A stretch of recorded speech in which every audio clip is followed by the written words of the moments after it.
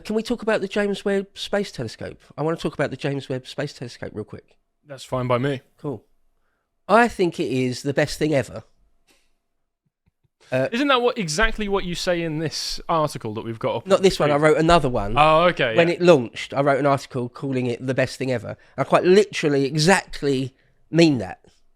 It's the best thing human hands have ever created. Whenever you talk about it, it's the most you ever seem like you're back to being a child in a toy shop. No, definitely. I do have some sort of childlike wonder. Yeah, and I don't mean that as an insult, but No, I don't take it. I mean, it's good to see the sort of enthusiasm, because in these sorts of times, it's difficult to get excited about things. This is a white pill. Yes. Yeah, no black pills from me today. So, as I mentioned actually in one of my last segments, mankind is a tool-building ape. Like whether it was something in the order of 3 million years ago, some sort of ape, which isn't even true Homo sapien, at some point realised it could use tools. I mean, even modern chimpanzees and bonobos and orangutans use very, very, very rudimentary tools sometimes. Like use a little stick to poke down into a termite or ant mound and to get them out and then eat them. Things like that. That's still clever compared to most animals. Yeah, right. Yeah. So at some point, 3 odd million years ago, did you ever see the film 2001: A Space Odyssey? Of course. When they show that, like some sort of ape using like the jawbone of a dead animal or maybe a thigh bone or something. And yes, it's the hitting the precursor to all invention and modern creation was, in all likelihood, development of weapons. And that was just finding something that would give you an edge over the next tribe over. I mean, simplified, there's a meme that I see every so often, which is of a ancient man-like ape holding a rock, and it just says, "Too bad, food chain, I've just learnt how to throw a rock." Yeah. You're all screwed now. Well, because you say weapons, but that's just a tool, isn't it? Yeah. So it's just a tool. At some point, the ape creature, our ancestor, realised it could manipulate the environment around it. It didn't just have to merely exist with whatever the elements threw at it. It could actually manipulate the world in some small way. Fast forward to now, and we've got space telescopes. I do think they're sort of the most precise instruments we've got by some way. And there are dozens, or have been, certainly, dozens and dozens and dozens of space telescopes. People will almost certainly have heard of Hubble, and maybe a few others, like Spitzer or something. But if you go on Wikipedia and look up the list of all the ones that have ever been, or all the ones that are still up there, there's dozens. Dozens. Is there one near Manchester? A space telescope near Manchester? No. No. I must be misremembering something, because I remember always taking the train to Manchester when I was going to university, and there was it looked like some kind of observation dome. Oh, I'm sure there is that. On the way. But by space telescope, by definition, it means it's in space. Oh. Is there an observatory near Manchester? Yeah, I'm sure there are. That might be. Right, that might be what I was thinking of. Sorry. But when we say space telescopes, we mean telescopes that are in space. I am a complete troglodyte on this subject, so please forgive my ignorance. No worries. Yeah, no, of course. If I can bring the wonder of space telescopes to people out there, then I'll be happy. I've done my job. I did see once a tweet from Graham Hancock saying people haven't really created anything genuinely new for centuries and centuries. And I was like, space telescopes? And he didn't respond. He'd probably be like, oh, well, that's just a telescope in space, isn't it? There's no difference. It's just in space. The first time Galileo ground a lens and realised he could magnify an image a bit. There's no difference between that and James Webb. There you go. Same thing. Anyway. So yeah, James Webb went up, a couple of years ago now. And it has been sending back images and science of all types. And it really is the cutting edge of our knowledge of the cosmos. Is there anything better, more wondrous than that? I don't know. I don't think so. And it has done and will continue to show us the edge of forever. That's a Carl Sagan line. That's not my line. And I wrote this article, a couple of years ago, 2.5 years ago now. And it was right when it just went up and was first starting to send its first images back. Was that the first image or one? It's not the first image, but it's among the first, yeah. So what is that we're seeing? What's all of the... where does the yellow, hazy colouring come from? Well, so okay, so well, it's just a nebula, Mm. but the colouring is okay. That's one of the more difficult things because they have to essentially sort of pick what colours they're going to show. What the real colour of it is difficult to say because the human eyeball can only deal with a certain small spectrum of colours, right? So basically, this is what whenever you get an image on some level, NASA have fiddled with it a bit to make it look the way you eventually see. I expect There'll be all sorts of filters on it. So sometimes, not just with James Webb, but for Hubble anyway, there'll be an image of a particular galaxy or nebula or something, and there'll be multiple versions of it with sort of different color grading on it. And these space telescopes can see things in different frequencies of light. So there's the visible spectrum, then there's obviously the infrared and ultraviolet as well. And James Webb is an infrared telescope first and foremost, so it can see the longest, most stretched out light. That's why it can see back to almost the dawn of the universe. It's because with the expansion of the universe, light itself has been stretched out by the expansion of the cosmos. Light itself has been stretched out, so the wavelengths are too long for the human eye to see. So you need an infrared sensor to see it. And then, as I say, NASA, the bods at NASA, will translate into an image that we can then see on a computer screen. But it actually wouldn't be visible to the human eye with the best will in the world. That is pretty amazing. Yeah, right. Absolutely, no wonder you get so excited about this stuff. It's like it feels almost supernatural to be able to see into something like that, right? Yeah, because as fast as light is, it's not infinitely fast. So essentially, you're looking back. The further through space you're looking, it's the further back in time you're looking. It's the closest thing to a time machine. So when infrared light hits the James Webb Space Telescope sensors from 13.5 billion years ago, you're looking back. That light left where it originated from 13.5 billion years ago. So you're looking back in time. You're looking back to the dawn of time. You're looking back to the edge of forever, if you like. So if I can quote myself, like all good narcissists do, I said, since before the dawn of civilization, men have gazed up at the twinkling lights in the night sky and wondered at them. We've always been enchanted and mystified by the stars. They are beguiling and beautiful, unimaginably violent, and yet the origin of all life. They are disquieting, disturbing, yet fascinating. Because as I go on later to say that there is something, obviously, I think, wonderful, mesmerising almost, about looking up at the stars, knowing that the light is impossibly ancient. And the knowledge that when we look up at the night sky, we're seeing light from who knows how long ago of dying stars. Maybe. But the ones that are visible to us, to the naked eye, are not that far away in the scheme of things. Oh, right. Maybe at most a few million years, light years away. Only a few million light years. Yeah. Oh, okay. So on the timescales of stars' lifetimes, probably not. But however, still feels pretty long to me. If you use a very powerful telescope or any sort of space telescope, then at a certain point, it's almost certainly all the stars you're seeing are already dead. Long ago. That's the nature of it. It's crazy to think, isn't it? But yeah, this idea that it's disturbing when you think about it. It's, let's say, wonderful and beautiful, but also disturbing when you actually think about it. When you're standing outside looking up at the night sky, other than the tiny film of atmosphere that there is over the Earth, when you look at the Earth and how thick and deep the atmosphere is on the Earth, it's just a tiny film. Beyond that, there's just infinity. Above your head stretches out infinity. If you actually just dwell on that for a while, you sort of, you realise how small and insignificant we are really in the scheme of things on the cosmic scale. See, to me, that doesn't feel like small and insignificant. It feels almost the opposite. Like we're special. Yeah. Well, so far we've seen no evidence of alien life. Some people, some And people. you said Carl Sagan. Wasn't it he who said that we are the universe looking back at itself?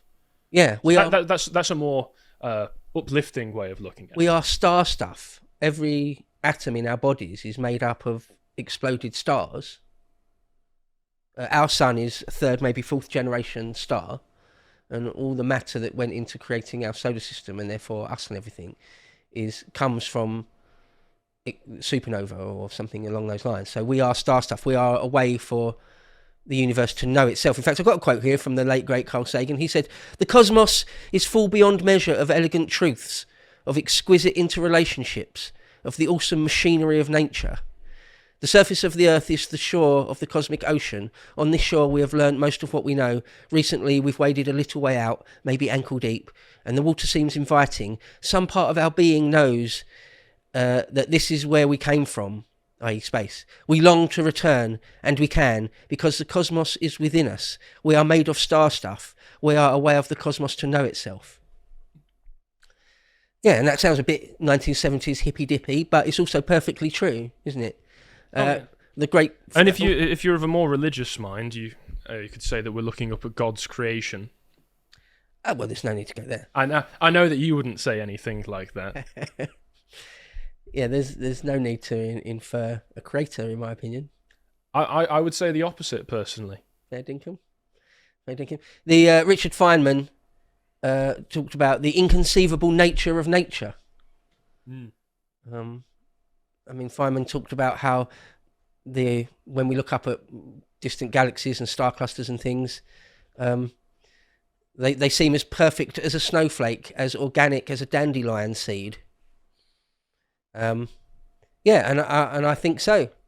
I say that we stand on the shoulders of giants, the likes of Euclid and Aristarchus, or Kepler and Newton, and where man just apparently can't stop making tools. We can't stop making finer and finer precision-engineered tools. Won't stop. And this is the nature of Faustian man, as Spengler would have put it, isn't it? We are constantly curious. Yeah, right. And we need to learn more. Yeah. Even if sometimes it leads us down bad paths. Although I wouldn't say that necessarily looking into and traversing space, unless of course we do end up finding the event horizon and opening a portal to hell and we turn into Doom World. That would genuinely be quite Faustian. But outside of that incredibly slim possibility, I think it's a wonderful and ambitious thing. Yeah, I mean, it's a double-edged sword, isn't it? Man's curiosity. Just take, for example, atomic research, where it makes atomic bombs, but also atomic energy. The research into flight, because it's only a little over a century we've been able to fly. We've been able to copy the birds. Both we make ships of war for bombing, and also, ultimately, spaceships. It's just amazing to consider that it was, like you say, just about a little over, 100 years ago where we were having the first planes. Yeah. And now we're already doing this. Yeah. Spectacular. Like an exponential rise. It's like a lot of things, you see that in all sorts of ways, that from like the evolution of life to research into sort of computer chips. It's like a very, very, very slow progression. Then there's some sort of tipping point, and then the chart just goes through the roof. Hopefully I hope mankind is past that tipping point, and it's just going to go exponentially fast now. But okay, I mean, James Webb just this year, again, this is supposed to be a little bit of a look back at the last year's worth of sweet images that JWST has sent back to us. It's like a painting, isn't it? Yeah. And just on a purely Quite aesthetic remarkable. level, it's beautiful. Yeah. No, absolutely. Yeah. Oh, is this the different... it's a different... Hubble on the left, Webb on the right. And you can see the difference. I mean, Hubble was purely optical light. And James Webb can just see, not just with more clarity, but with, well, it's just superior in sort of every sense. So I thought we could just look through some of these. Again, and many of them are Hubble and Webb side by side. Because if you can see in the infrared, you can sort of see through things to some extent. You can see through dust clouds much more easily. It makes a hell of a difference. Yeah, things that sort of you sort of boggle the mind, like that. Is that real? I mean, I'm not really questioning if it's real. Of course, it's real, but it's like you almost have to pinch yourself. Is that even a real thing? You know, it's amazing how throughout all of nature that kind of spiral that we see there, the way it's twisting in, is ubiquitous. You find it everywhere, even in space. Yeah, it's incredible. It's in here and then it's out there as well. It's amazing. And if you drill down into the atomic, subatomic world, it seems it's very similar. Yeah. I mean, one thing that blows my mind is some people say, some actual physicists say that a black hole is in all sorts of ways like a single atom. Its properties are like a single atom in all sorts of ways. It's only got mass and spin and like not much else to it. It's, in terms of physics, it's actually a really, really simple thing, although monstrous. Terrifying to conceive. The way we see, as you say, those patterns on different scales repeating themselves, whether it's at the galactic or intergalactic scale in our normal world or in the subatomic, the same nature repeats the same sorts of patterns. And the way we see these things are just incidental. It just happens that these things are at that particular plane from our point of view. You know, so the last one we saw is sort of head on to us. And this one's obviously at an angle, and that's just by chance that it happens to be, in millions of years' time, it will be at a different angle to us. But for right now, so I like the little description, also known as the Sombrero Galaxy. Yeah, that's Sombrero. Yeah, this one you could just pop on your head. Look, galaxies colliding with each other in mid-collision are quite remarkable, because some people say the Milky Way is going to collide with Andromeda. I did watch a thing just the other day saying maybe those calculations aren't right and we might miss each other. This won't be for millions of years yet. Did watch something the other day saying maybe they won't actually collide, but I think still most people think they probably will. But it turns out that most stars won't actually hit each other. It's like if there was a swarm of bees and you shot a shotgun, most of the bees would be fine, wouldn't get hit by the pellets, But still, what an image. Yeah. Two galaxies sort of splashing into each other.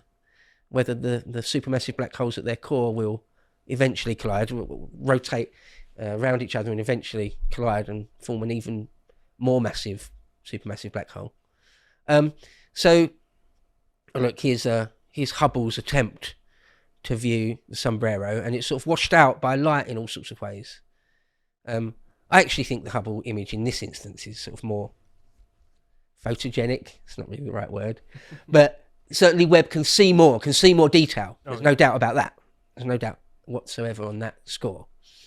So if anyone's even remotely interested, I would advise people to look this stuff up for themselves. Watch videos about James Webb and what it's doing, because it's going to be up there hopefully for quite a few more years, 10 maybe 20 years. It could get hit by a micro meteor and get damaged and be out of action tomorrow, or it could go on past its predicted lifespan, which is a few years, 10 odd years. But some NASA missions go on long after they expect it to burn out and die. So some are saying that maybe, hopefully, James Webb might be sending back science and images for closer to 15, fingers crossed, even 20 odd years. And of course, there are plans to build the next generation, even bigger, better one.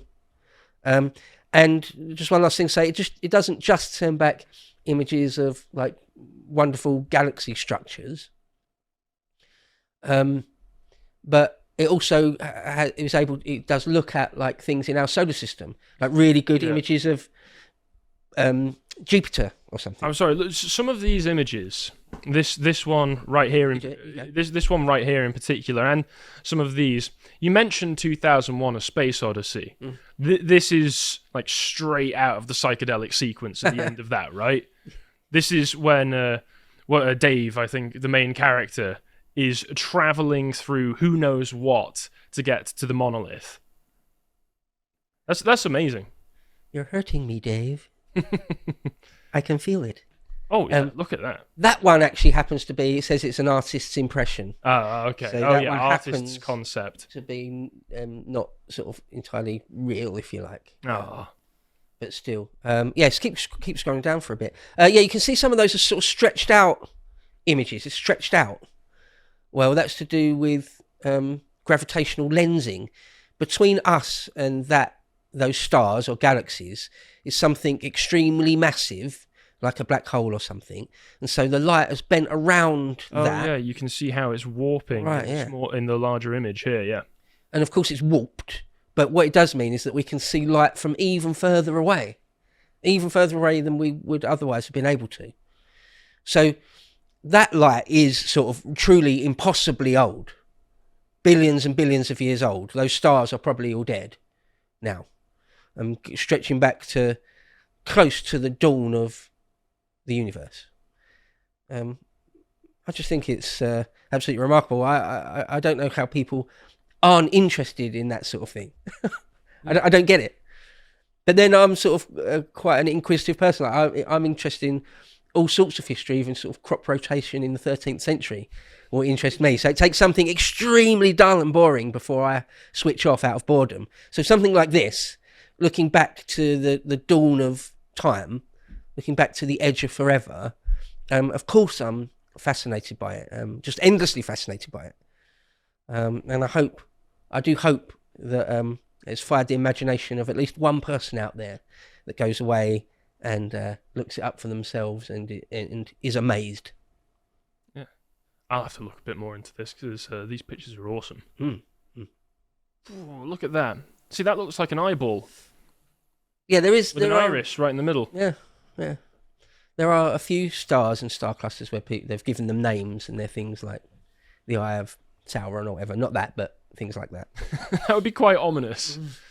There's just the Eye of Sauron that we're staring into, looking back at us. Yeah, no big deal. Just the real Eye of Sauron, much, much, much bigger, cosmically bigger than Tolkien could ever imagine. Probably more powerful. Merry Christmas and a Happy New Year. And what you should be doing is using your new Lotus Eaters gift subscription, that new feature we've got on the site, to watch all of our premium content while you've got lots of downtime over the holidays. I hope you're having a nice time. Also check out our Twitter where we post links to everything that we're putting out. Thank you very much for watching. Have a nice holiday and goodbye.